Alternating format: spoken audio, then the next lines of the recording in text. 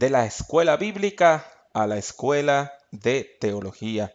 Mi nombre es Pablo Antonio Jiménez y yo soy un compañero en la fe que sencillamente desea que usted crezca en la fe de Jesucristo. Y por eso me interesa el tema de la teología.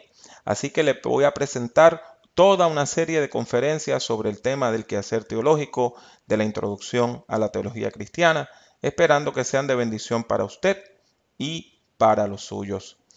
Comenzamos indicando que el estudio de la teología es una disciplina y es una disciplina sumamente importante para la vida de la iglesia. ¿Por qué? Porque si la iglesia no analiza y estudia su fe, será sencillamente imposible desarrollar una tarea misionera adecuada. La iglesia no puede predicar si no examina su fe. El creyente que no cultiva su vida espiritual comete un grave error. ¿Por qué? Porque esa persona no puede crecer en la fe de Jesucristo. Del mismo modo, la iglesia que no examina su fe es una iglesia débil, que queda a merced de cuanto viento de doctrina pueda soplar. Vamos a tocar este tema de la escuela bíblica dominical a la escuela de teología. Si usted nunca ha estudiado teología, ¿cómo es que uno hace esa transición de un lugar al otro? La escuela bíblica dominical ha sido una institución sumamente útil para fomentar el crecimiento en la fe. Ha sido un vehículo importantísimo para el crecimiento y el desarrollo de la iglesia.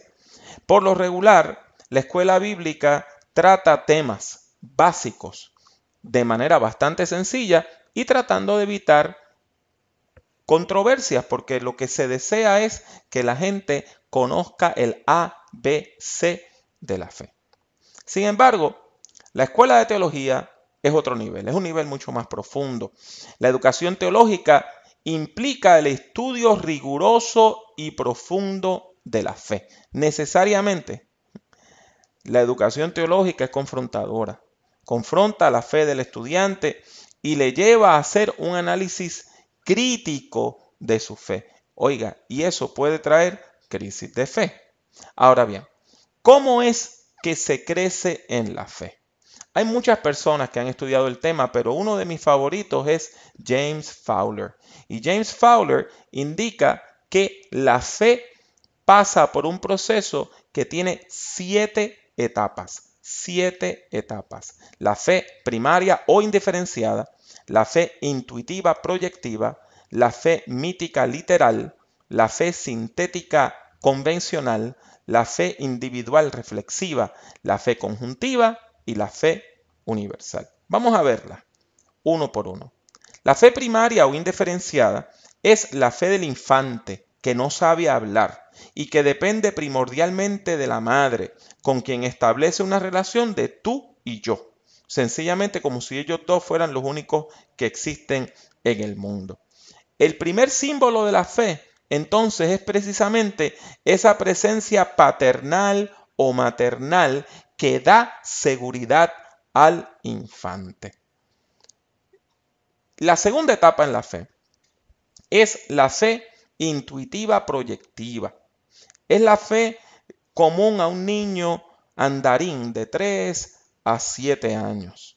Aquí la fe se orienta hacia la familia, pues depende en gran medida de la actitud de las personas adultas. Si las personas adultas no van a la iglesia, el niño no va a ir a la iglesia.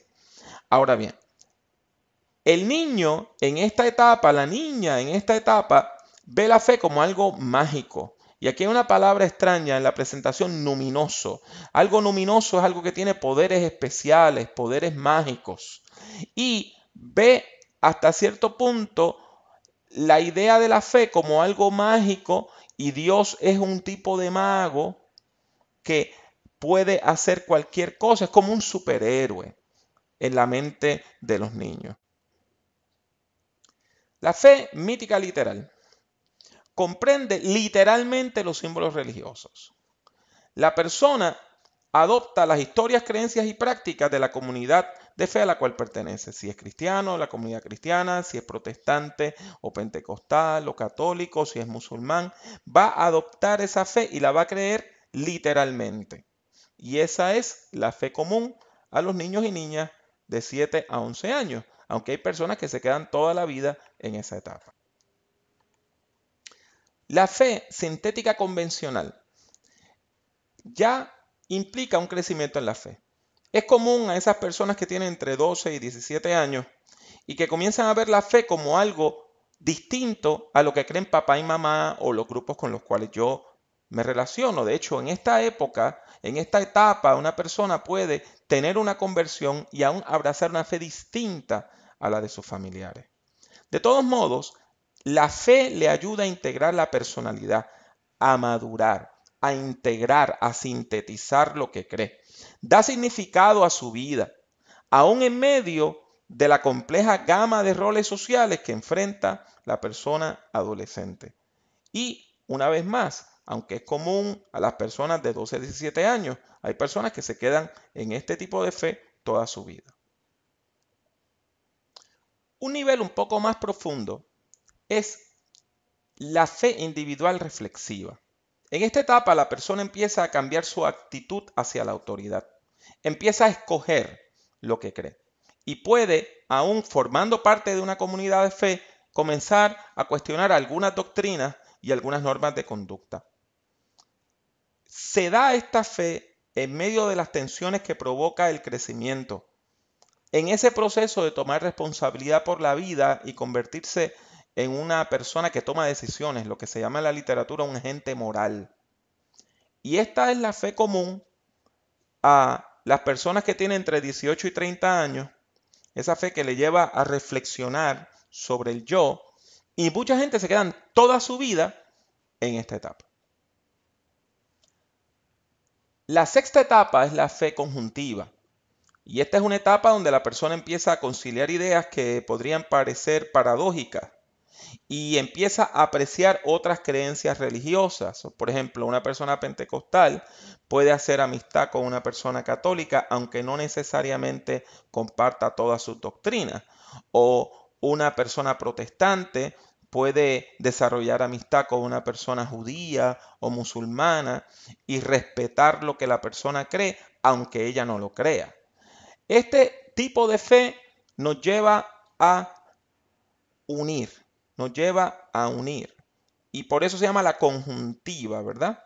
Porque la persona empieza a unir cosas que puedan parecer distintas y esto le lleva a asumir riesgos y a tomar acciones que pueden sobrepasar los límites sociales y los límites ideológicos. Esta es una fe que se alcanza después de los 30 años y la mayor parte de la gente que usted conoce en su iglesia, en su comunidad de fe, que dice que son personas con una fe muy profunda, están en esta etapa. La séptima etapa es la fe universal y esta implica un compromiso radical con la transformación del mundo. Es una fe muy profunda donde la persona ya comienza a discernir la presencia transformadora de Dios en el mundo y comienza a desarrollar un sentimiento de amor y de solidaridad por toda la humanidad, intercediendo aún por personas que no conoce. Y este es el tipo de fe que pocas personas alcanzan. Este es el tipo de fe de una persona como la Madre Teresa, Martin Luther King, personas que están dispuestas a dar su vida completamente por la fe de Jesucristo. Todas las etapas que vimos tienen algo en común. Todas buscan comprender a Dios. ¿Por qué? Porque cuando usted comprende a Dios, comprende la vida y se comprende a usted mismo. San Anselmo, uno de los principales teólogos de la Edad Media, definió la teología como la fe que está en búsqueda de inteligencia, de entendimiento. La fe que busca comprender. En latín, fides querens intellectum. ¿Y qué es lo que busca entender la fe? Pues a Dios. Dios es el objeto de nuestra fe, es el objeto primordial de nuestra fe. Nosotros hacemos teología para comprender el misterio de quién es Dios. Él es el objeto de nuestra fe y para comprender la revelación divina, es decir, cómo Dios se ha manifestado, cómo Dios le ha hablado a la humanidad y cómo Dios nos ha transmitido el mensaje evangélico. Quiero que volvamos atrás por un minutito y hablemos del aspecto crítico de la fe. Y esta es una palabra a la cual hay que perderle el miedo. Cuando hablamos de una fe crítica, no estamos hablando de una visión negativa de la fe. No es eso.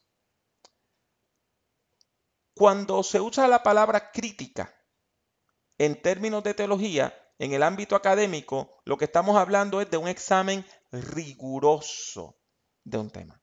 O sea, cuando estamos haciendo un acercamiento a la fe académico, es positivo, no es negativo, pero es riguroso. Y por eso es que estamos hablando de un análisis crítico. Ese es el sentido, cómo se usa esa palabra cuando hacemos teología. Claro está, cuando usted estudia teología a este nivel, todos los temas que usted estudia, pues tienen que ser examinados. Y ese examen lleva necesariamente a la confrontación y hasta el debate.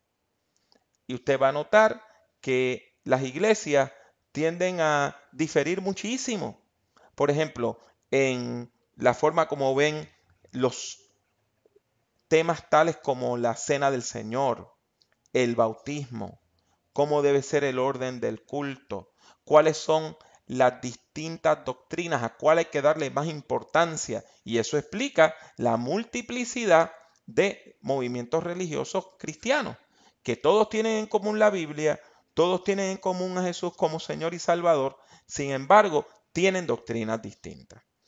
Esto quiere decir que cuando usted estudia teología, siempre va a haber debate, siempre va a ocurrir algún tipo de confrontación porque cada persona va a tener una perspectiva distinta a la otra y en el medio del diálogo vamos a tener ese debate. Por eso, para estudiar teología es necesario cultivar una actitud de apertura y de respeto, tanto hacia las personas que enseñan teología, la verdad, la facultad de la escuela de teología donde estamos estudiando, y también hacia las otras personas que están en el salón, porque puede ser que usted ya conoce algo, la otra persona no.